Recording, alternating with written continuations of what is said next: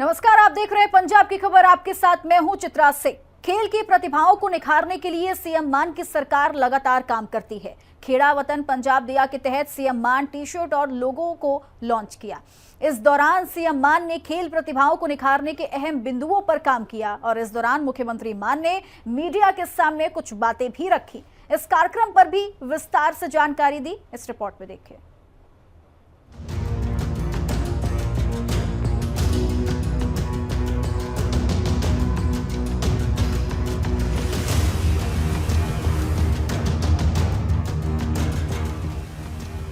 खेड़ा वतन पंजाब दिया का तीसरा संस्करण।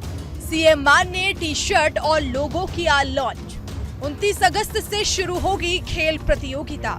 2 महीने तक चलेगी खेल महोत्सव प्रतियोगिता। पंजाब में खेल और खिलाड़ियों के विकास के लिए पंजाब की सरकार प्रतिबद्ध है और इसी को ध्यान में रखते हुए पंजाब की सरकार काम भी कर रही है। इसी कड़ी में पंजाब के मुख्यमंत्री भगवंत सिंह मान ने 29 अगस्त से शुरू होने वाले खेड़ा वतन पंजाब दिया के तीसरे संस्करण के लिए आज टी शर्ट और लोगो लॉन्च किया। लोगो और टी शर्ट को लॉन्च करते हुए मुख्यमंत्री ने कहा कि हॉकी के जादूगर मेजर ध्यानचंद के जन्मदिन पर राष्ट्रीय खेल दिवस की याद में 29 अगस्त को यह विशाल खेल प्रतियोगिता शुरू की जाएगी। 2 महीने से अधिक समय तक चलने वाले इस खेल महोत्सव की शुरुआत संगरूर के वॉर हीरोज स्टेडियम में होगी। ये बहुत ही सम्मान और संतोष की बात है कि इस बार 37 खेलों की 9 आयु वर्गों में लगभग 5 लाख खिलाड़ी पदकों के लिए प्रतिस्पर्धा करेंगे। मुख्यमंत्री ने कहा कि विजेताओं को 9 करोड़ से ज्यादा के नगद इनाम वितरित किए जाएंगे।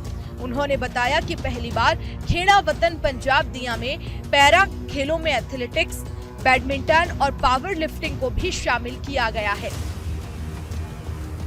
भगवंत सिंह मान ने बताया कि इन 3 श्रेणियों में पंजाब के पैरा एथलीट पेरिस पैरालंपिक्स में भाग ले रहे हैं। इस बड़े खेल आयोजन का उद्देश्य युवाओं की असीम ऊर्जा को सकारात्मक दिशा में मोड़ना है ताकि उन्हें नशे की लत से दूर रखा जा सके। उन्होंने बताया कि इस खेलों के दौरान ब्लॉक स्तरीय मुकाबले 1 से 10 सितंबर तक, जिला स्तरीय मुकाबले 15 से 22 सितंबर तक और राज्य स्तरीय मुकाबले 11 अक्टूबर से 9 नवंबर तक कराए जाएंगे। भगवंत सिंह मान ने बताया कि खेड़ा वतन पंजाब दिया का दूसरा सीजन वर्ष 2023 में हुआ था, जिसमें 4.5 लाख खिलाड़ियों ने भाग लिया था और 12,500 विजेता खिलाड़ियों को 8.87 करोड़ रुपए के इनाम वितरित किए गए थे। मुख्यमंत्री मान की नीतियों से साफ है कि प्रदेश के मुखिया को आम लोगों के साथ साथ देश का नाम बढ़ाने वाले खिलाड़ियों का भी उतना ही ध्यान रखा जा रहा है, जिसके लिए हर स्तर पर मुख्यमंत्री मान की सरकार काम भी कर रही है। ब्यूरो रिपोर्ट, हिंदी खबर। कैबिनेट मंत्री लालचंद कटारुचक ने दौलतपुर ढाकी में सुपर सक्शन मशीन से सीवरेज की सफाई का काम शुरू किया। पठानकोट में 1 करोड़ रुपए खर्च कर सीवरेज की सफाई की जाएगी। मंत्री कटारुचक ने सीवरेज ट्रीटमेंट प्लांट दौलतपुर ढाकी का जायजा भी लिया। हमें धर्म की राजनीति करनी नहीं आती, हमें मंदिर मस्जिद की बातें करने नहीं आती, हमें स्कूल अच्छे करने आते हैं, हमें अस्पताल अच्छे करने आते हैं, हमें बिजली मुफ्त देनी आती है, हमें रोजगार देना आता है। पठानकोट में सुपर सक्शन मशीन, सीवरेज की सफाई का काम शुरू। बंद पड़े सीवरेज से मिलेगी राहत। मंत्री लालचंद कटारुचक की पहल। मुख्यमंत्री भगवंत मान की अगुवाई में पंजाब को आगे से आगे ले जाने का काम हो रहा है। इसी के तहत पठानकोट सिटी में सुपर सक्शन मशीन से सीवरेज की सफाई का काम शुरू हुआ। इससे पठानकोट के निवासियों को बंद पड़े सीवरेज से राहत मिलेगी। पंजाब के खाद्य नागरिक आपूर्ति और उपभोक्ता मामले, वन और वन्य जीव सुरक्षा मंत्री लालचंद कटारुचक ने पठानकोट के दौलतपुर ढाकी में सुपर सक्शन मशीन से सीवरेज की सफाई का काम शुरू करवाया। लालचंद कटारुचक ने कहा कि पंजाब सरकार शहर में समस्याओं के समाधान के लिए विशेष उपाय कर रही है। शहरों में कॉरपोरेशनों के अंतर्गत सीवरेज जाम रहते हैं और गंदगी लोगों के घरों तक पहुंच जाती है। ऐसी समस्याओं के समाधान के लिए पठानकोट शहर में सुपर सक्शन मशीन से सीवरेज पूरी तरह से साफ करने का काम शुरू किया गया है। इसके साथ ही पठानकोट शहर के लोगों को गंदगी से काफी राहत मिलेगी। कटारूचक ने कहा कि सुपर सक्शन मशीन से 1 या 2 वार्ड ही नहीं बल्कि पूरे शहर में 1 करोड़ रुपए की लागत से सीवरेज की सफाई की जाएगी। सुजानपुर में भी करीब 34 करोड़ रुपए खर्च करके सीवरेज ट्रीटमेंट प्लांट और मेन सीवरेज लाइन के निर्माण का काम शुरू किया गया है। नरोट जेमल सिंह में भी सीवरेज ट्रीटमेंट प्लांट का काम शुरू किया गया है। मंत्री ने स्थानीय निवासियों से अपील की कि वो प्राकृतिक जल स्रोतों में गंदे पानी को नहीं मिलाएं। ये एक अपराध है। जहां भी ये हो रहा है उसे रोका जाए। ब्यूरो रिपोर्ट, हिंदी खबर।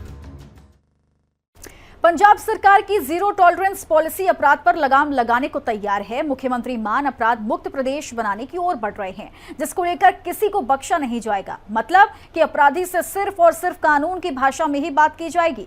इसी कड़ी में बिजली मंत्री हरभजन सिंह एटियो ने मुख्य जानकारी दी। उन्होंने बताया कि पीएसपीसीएल ने बिजली चोरी के 2075 मामले पकड़े, जिसके बाद की गई कानून के आधार पर कार्रवाई और 4.64 करोड़ का जुर्माना भी लगाया गया।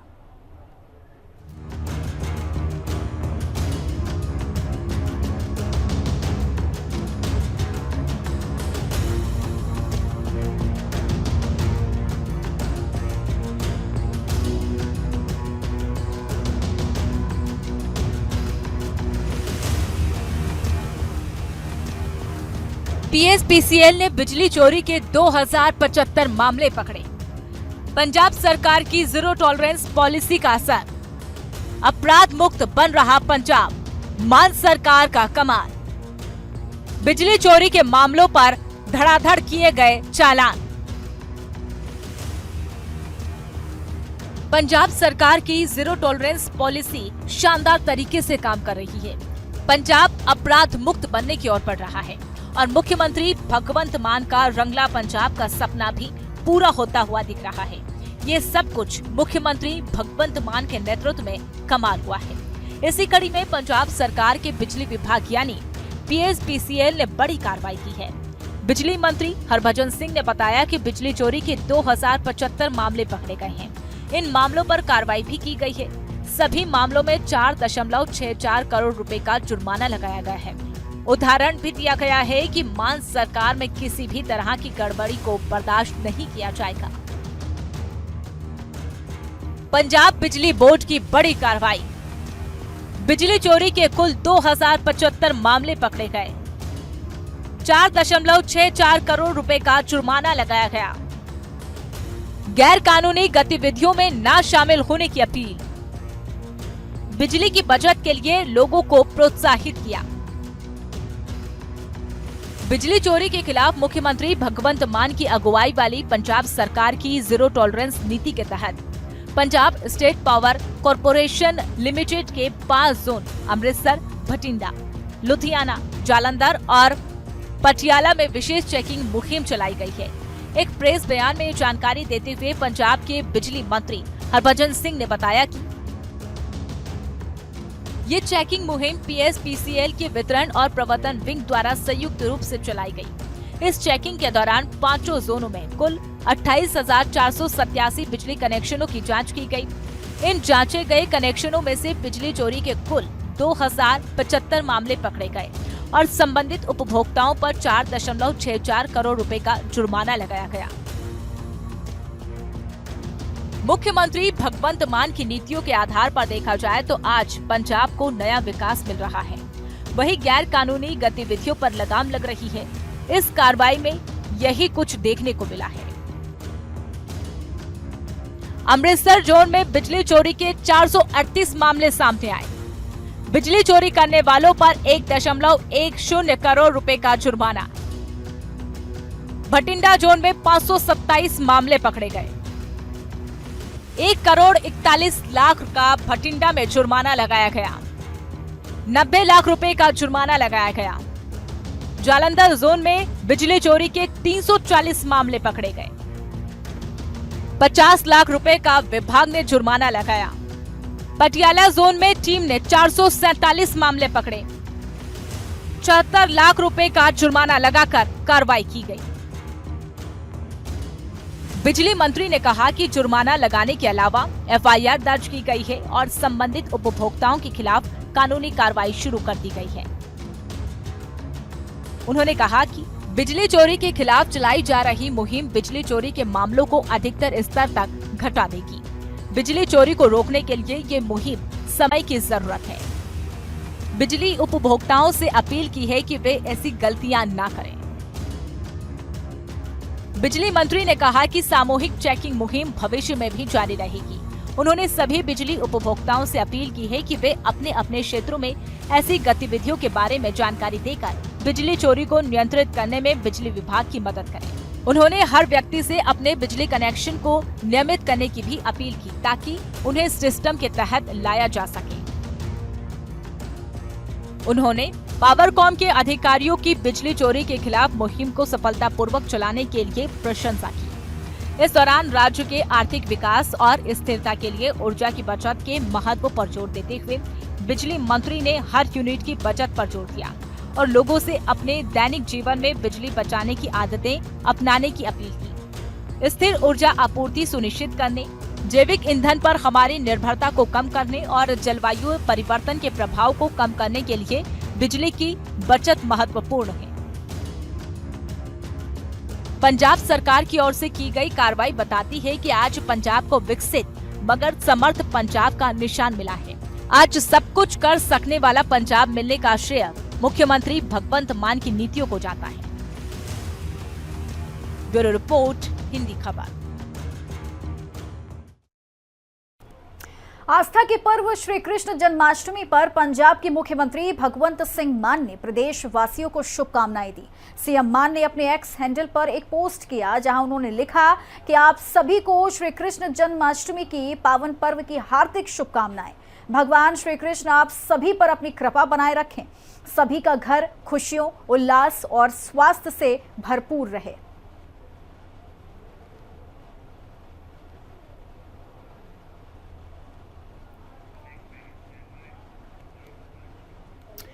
मुख्यमंत्री भगवंत मान के नेतृत्व वाली सरकार पंजाब में हर वर्ग की भलाई के लिए काम कर रही है। दबे कुचले और समाज के सबसे निचले तबके लोगों को ऊपर लाना सरकार की प्राथमिकता में है। इसी के तहत पिछड़ी श्रेणियों और आर्थिक रूप से कमजोर वर्ग के लिए आशीर्वाद योजना के तहत बठिंडा, मानसा और एसबीएस नगर के लिए मंत्री डॉक्टर बलजीत कौर ने 3 करोड़ 44 लाख रुपए की राशि जारी की।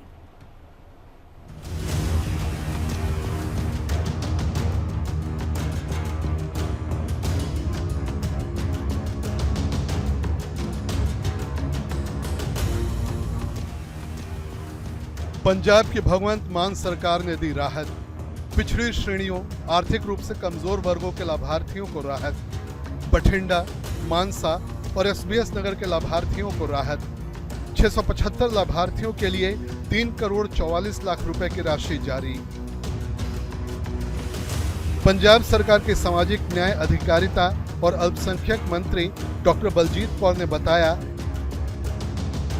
कि उनकी सरकार बठिंडा, मानसा और एसबीएस नगर जिलों में पिछड़ी और आर्थिक रूप से कमजोर वर्ग के 675 लाभार्थियों के लिए 3 करोड़ 44 लाख रुपए की राशि जारी की। इसमें साल 2023-24 के पिछड़ी श्रेणियों, आर्थिक रूप से कमजोर वर्गों के लाभार्थियों के पुराने आवेदनों को कवर किया गया। साल 2024-25 में आशीर्वाद पोर्टल पर प्राप्त कुल 675 लाभार्थियों को राहत दी गई। जिला बठिंडा के 33 लाभार्थियों, मानसा के 46 लाभार्थियों और एसबीएस नगर के 196 लाभार्थियों को आशीर्वाद फॉर बीसीज एंड ईडब्ल्यूएस योजना के तहत कवर किया गया। मुख्यमंत्री भगवंत मान की सरकार हर वर्ग की भलाई के लिए लगातार प्रयासरत है। पिछड़ी श्रेणियों और आर्थिक रूप से कमजोर वर्गों के लोगों के कल्याण पर प्रदेश सरकार खास जोर देती है। पंजाब सरकार अनुसूचित जातियों, पिछड़ी श्रेणियों और आर्थिक रूप से कमजोर वर्ग के लोगों की भलाई के लिए लगातार कार्यशील है। मंत्री डॉक्टर बलजीत कौर ने बताया कि आशीर्वाद योजना का लाभ लेने के लिए आवेदक पंजाब राज्य का स्थायी निवासी होना चाहिए। उसका परिवार गरीबी रेखा से नीचे होना चाहिए। आवेदक अनुसूचित जाति, पिछड़ी श्रेणियों और अन्य आर्थिक रूप से कमजोर परिवारों से संबंधित होना चाहिए और परिवार की कुल वार्षिक आय 32,790 रुपए से कम होनी चाहिए। ऐसे परिवारों की 2 बेटियां इस योजना का लाभ ले सकती हैं। वित्तीय सहायता का भुगतान सीधे लाभार्थियों के बैंक खातों में किया जाता है। ब्यूरो रिपोर्ट, हिंदी खबर। और इसी के साथ पंजाब की खबर में बस इतना ही। बने रहे हिंदी खबर के साथ। नमस्कार।